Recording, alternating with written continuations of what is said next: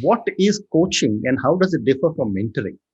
The problem is that there's far too much that is being read into these labels of Mm, coaching and mentoring. correct. In fact, if you really were to look at the etymology of the words, mentoring is far more what coaching is, Mm, and coaching is a lot of hogwash, which is about saying moving a person from one point to another. That's mm, how a claim in Old English it started with the word the coach that transports people. But correct. mentor was based on the person who was the guide, philosopher, friend of Hercules. Mhm, So these are Western labels, which I think have really very little meaning today. That's why we chose the word Acharya mhm, when combined with coach, called Coacharya. mhm, The word Acharya, though it means Acharya, walking by the side, mhm, it's about an equal. It's about a person who works with another person with great respect and feeling of being equal, mhm, and not providing solutions, not providing advice and stuff like mhm, that, but mhm. creating awareness.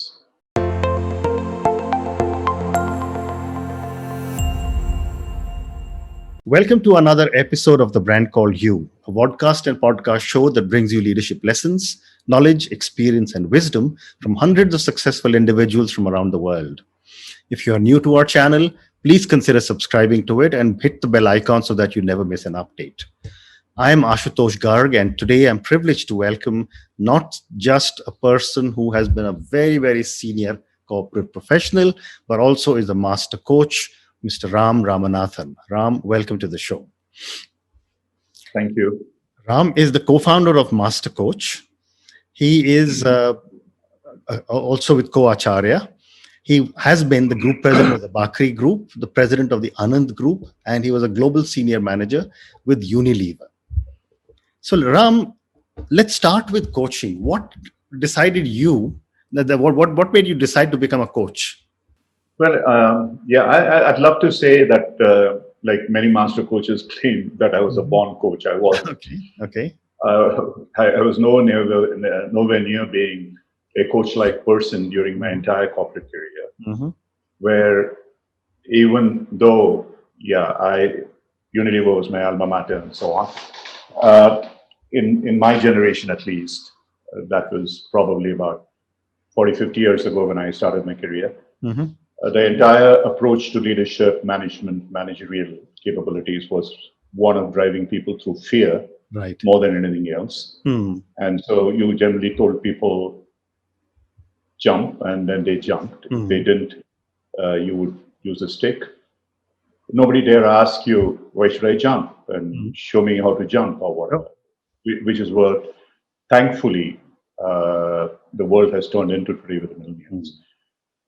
So I wouldn't at all say that I was anywhere near being a coach at any point in time during Hmm. my leadership career, which lasted till I was about 50. And then I was on my own. I built a number of companies. I was an angel investor, all kinds of stuff. And then I got into some kind of a spiritual journey. And at the end of it, when I got out of it and decided that in comparison to the nonprofits and the spiritual space and the Hmm. academic space, I would much rather go back into the corporate space Hmm. where at least people were not hypocrites. Right. The rest of them, I evidenced huge amount of hypocrisy, Mhm. complete lack of authenticity between what was being said and what was being practiced. Correct. No different from politicians, be it Mhm. the spiritual gurus and the academic leaders and people who run NGOs. Hmm. Whereas at least in corporates, we used to accept the fact that, yeah, we are here to make money. Hmm. So I was pretty disenchanted and frustrated where one of my former friends from Lever suggested, why don't you take up coaching? And Hmm. I said, what the heck? I don't play football. I don't play cricket. I can't be a coach. What Hmm. can I be a Hmm. coach on? I didn't even know really what coaching meant, to be Hmm. honest. Hmm. This was when I was pretty close to 60 something or past. No. It's all about, how do you help people find their solutions? You been a troubleshooter, you've been a corporate leader, you have done all that work, and you are a great mentor. So Hmm. you'll be a great coach. The hypothesis was pretty faulty Mhm. when after I learned what coaching was about. Mm-hmm. But somehow or other it inspired me. And then I started looking at coaching, and I said, yeah, why not? I was quite happy with adventures. Mm-hmm. And I just got out of one in a spiritual quest, and I was quite happy to do this. So, but when I started doing it, I really found that I loved it, and I Mm-hmm. was passionate about the way that coaching process worked, which was about awakening somebody's awareness and the coach saying very little, uh, inspiring and influencing the client to think on what they need to do, etc. Mm-hmm. So that's how it started. Okay. And then, since I really had liked teaching, training, doing that kind of stuff, Mm-hmm. I wanted to combine the two. So way back in about 2011-12, I started this coaching as a business with a coach training operation as well as coaching people. Mm-hmm. And that eventually turned into Coacharya, which my son and I founded in 2012, 2013, Mm-hmm. which today is run by a CEO, Magda. We have become fairly global. Very interesting. Very interesting. So, again, for our viewers and listeners, Ram, tell us, what is coaching and how does it differ from mentoring?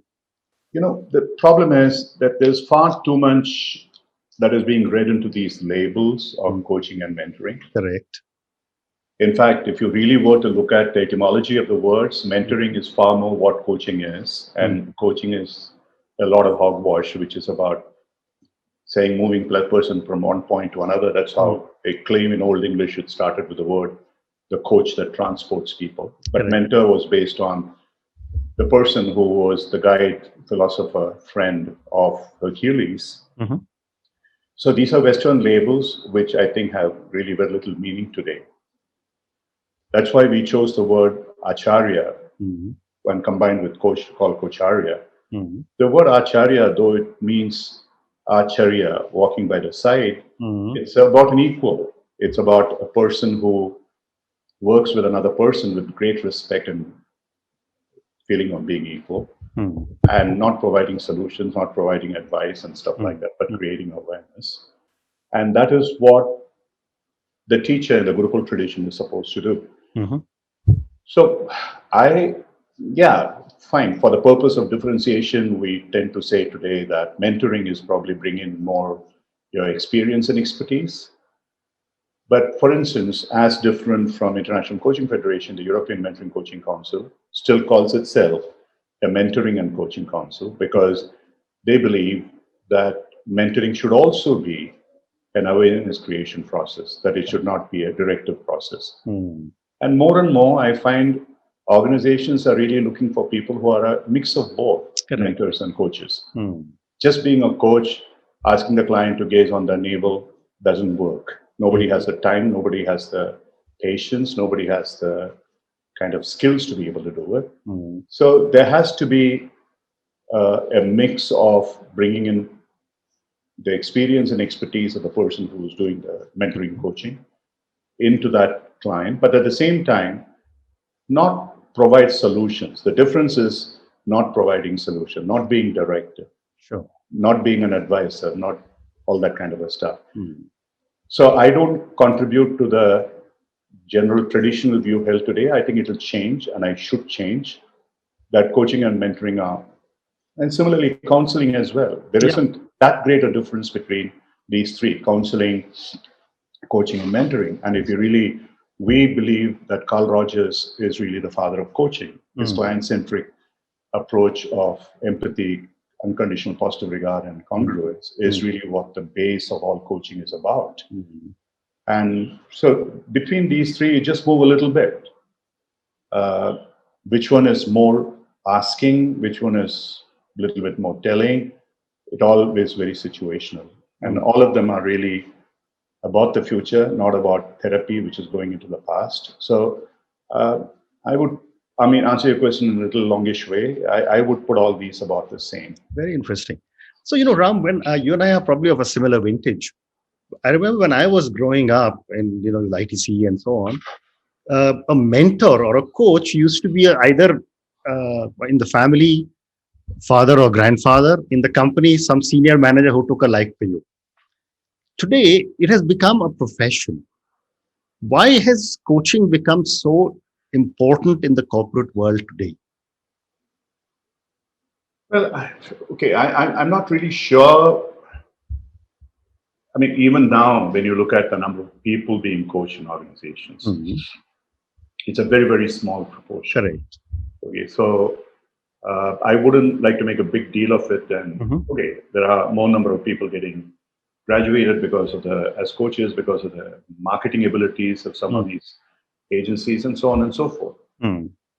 But I think the way that it can spread far, I look at it slightly differently. Mhm. I'm of the opinion that we still haven't reached anywhere near the critical mass that is required to Oh, make coaching absolutely, yes. substantially important in a corporate space or an Mm. institutional space. Mm. Even today, for instance, I would say 50% of the people, or maybe more, call Mm. themselves life coaches, and Mm. whatever the difference they might attribute to it, Yes. which might be the same as a Mm. counselor or something of that sort, Mm. but most of them without any kind of a training. I think we need to be able to provide an infrastructure or a basic framework, a good framework, like what the accreditation agencies today provide in coaching, which is a combination of coaching and mentoring and leadership training, which is systemic, which is just not about the individual. It's not about, like many of the coaching practices seem to think, that it's about only looking into the mind of the client and trying to create an awareness. Yes, it Mhm. is, but there's a lot more to it. That awareness has to be not just about the individual, but about the larger ecosystem around. Mhm. In a sense, what I would call as the system of self, stakeholders, and the larger system, ecosystem. Okay. So if you take it as an organization, it would be the individual, the team that the individual works with, which may change from time to time, and Mhm. the larger organizational infrastructure.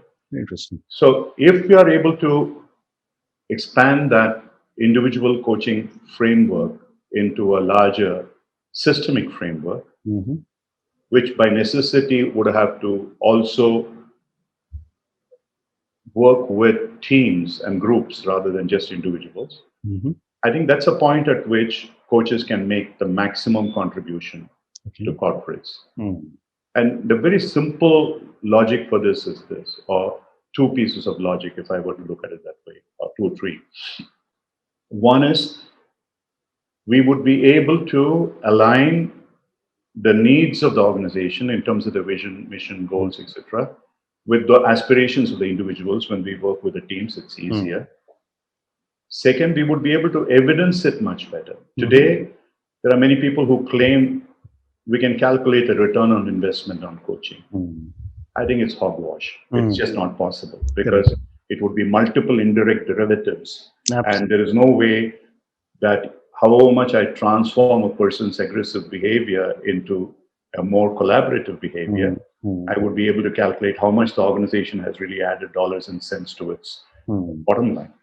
And the third is over and above these two, it's much more cost effective because Mm. by and large, any ethical coach Mm. charges more on the time that one spends.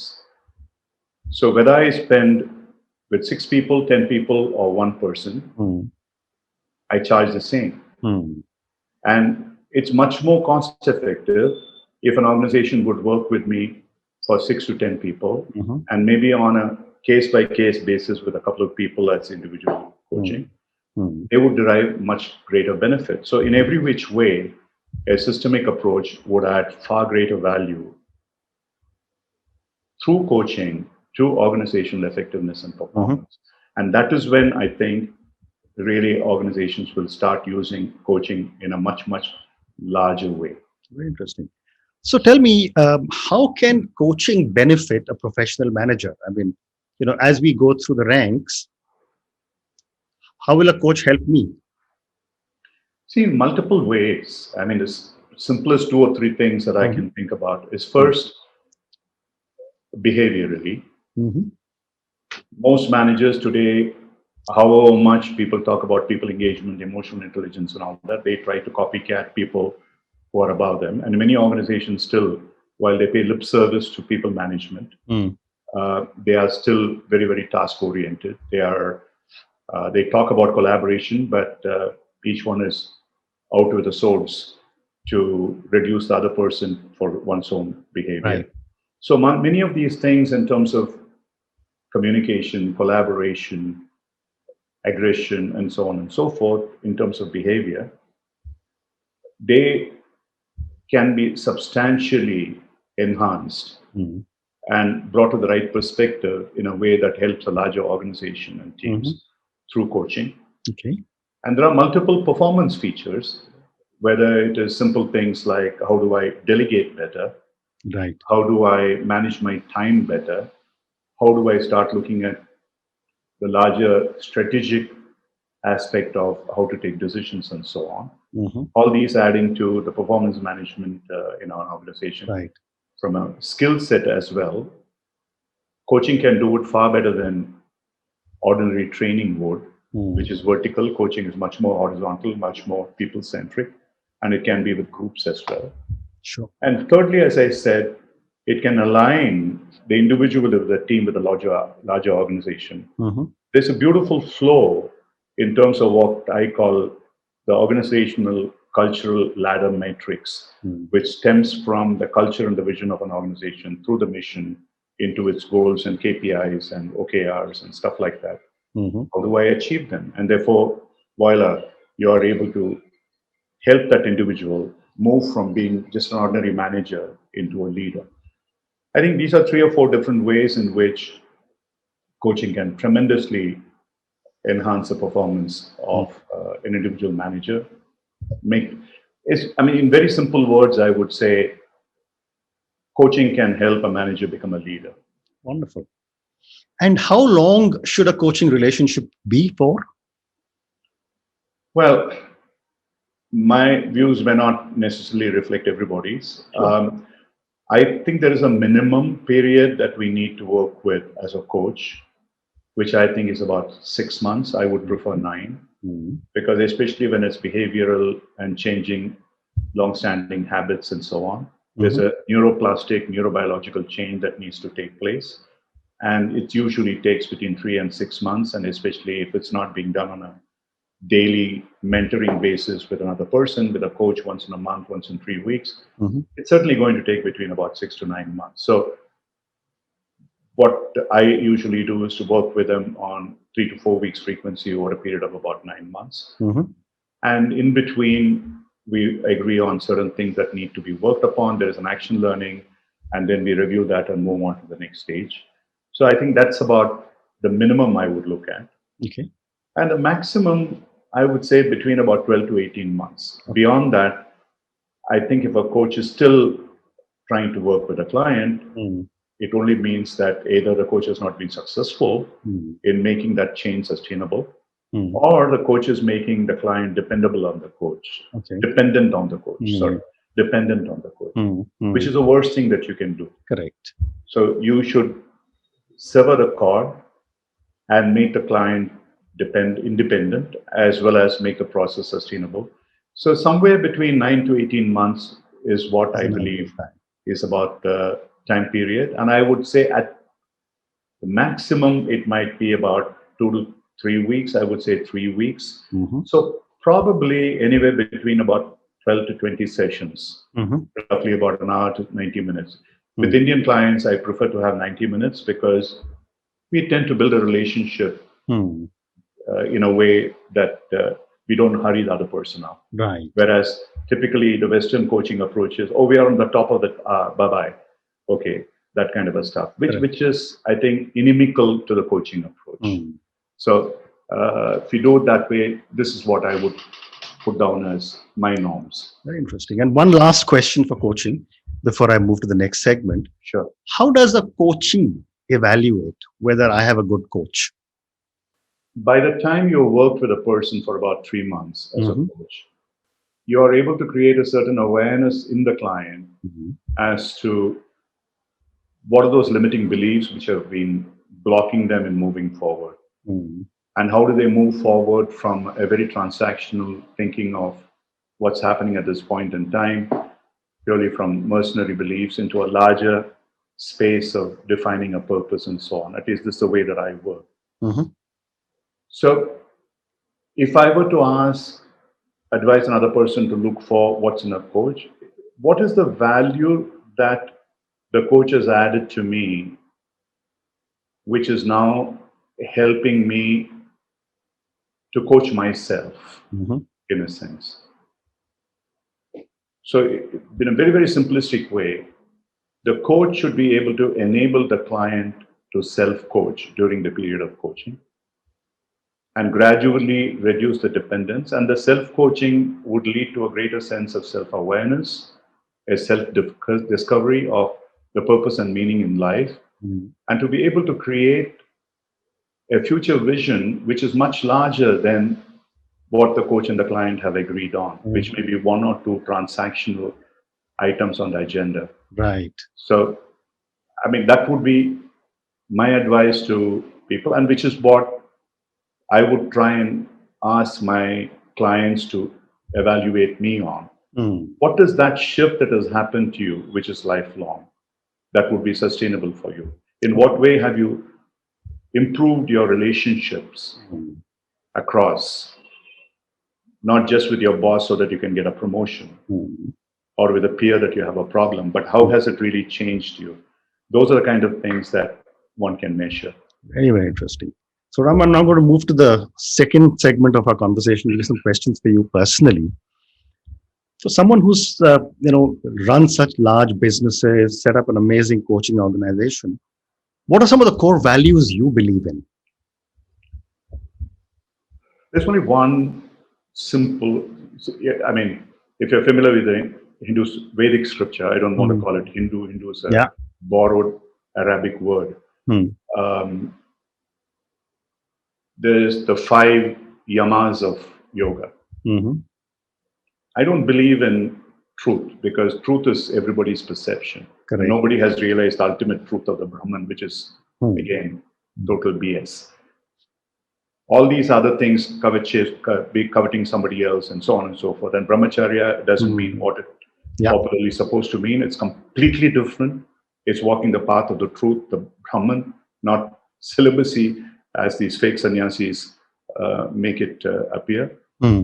The only one which stands up for me is ahimsa, which Mhm. is nonviolence, Correct. which is about how do I avoid hurting anybody Hmm. intentionally or unintentionally Hmm. by thought, speech, or action. Mhm. And if I am able to stay in that path, for me, that becomes my dharma as well as my karma. Right. That's what I believe in. Hmm.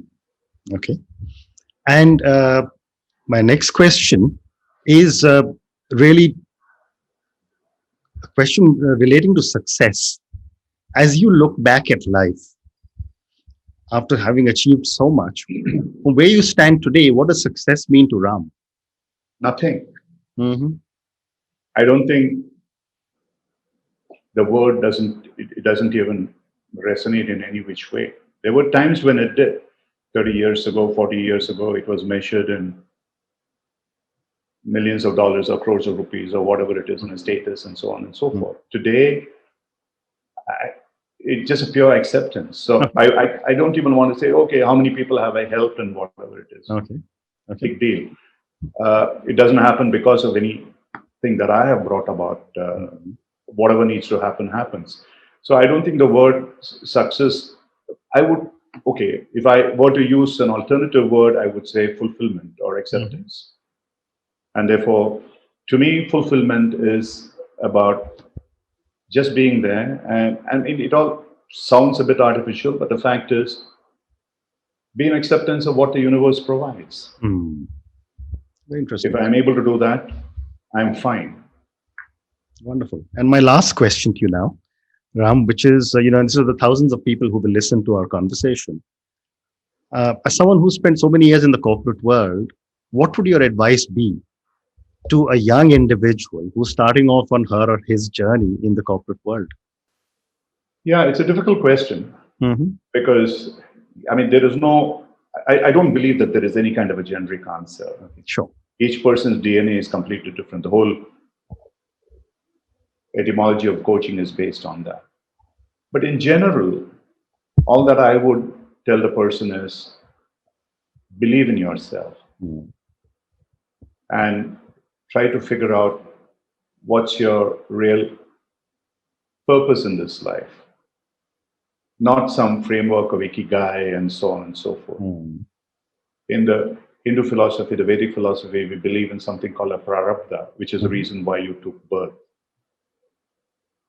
And there are meditative practices which can help you achieve that. But there are cognitive processes which can help you achieve that. What are the things which have made you joyful since childhood or young age? And in order for you to be, in a simple sense, every young person should look at happiness as a factor of success, not dollars and cents, not positions. For me, when I was in my 30s, the only thing that I could think of was a corner office and making a couple of $1 million, which was fake because the greed kept increasing.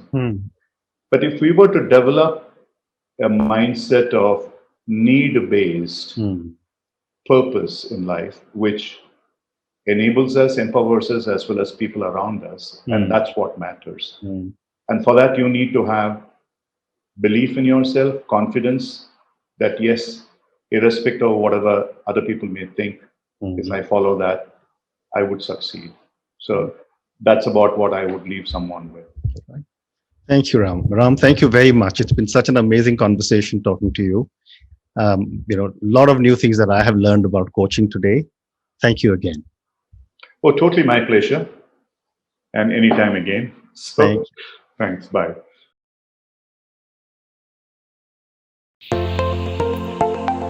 Thank you for listening to the Brand Called You videocast and podcast, a platform that brings you knowledge, experience, and wisdom of hundreds of successful individuals from around the world. Do visit our website www.tbcy.in to watch and listen to the stories of many more individuals. You can also follow us on YouTube, Facebook, Instagram, and Twitter. Just search for the Brand Called You.